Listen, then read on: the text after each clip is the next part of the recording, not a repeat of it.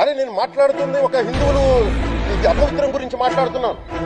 ఇందులో ప్రకాష్ రాజ్ గారికి సంబంధం ఏంటి? ఇందులో నేను ఇంకొక మతాన్ని నిందించానా? ఇస్లాంని నిందించానా?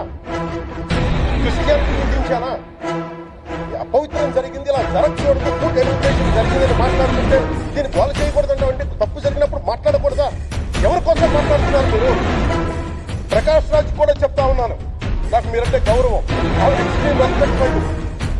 కానీ when it comes to secularism, Prakash Raj గారు, it is a two way, not one way. I have extreme respect for you. You know that. Shri Pawan Kalyan గారు, నేను ఇప్పుడే మీ ప్రెస్ మీట్ చూశాను. నేను చెప్పింది ఏంటి, మీరు దాన్ని అపార్థం చేసుకుని తిప్పుకున్నదేంటి?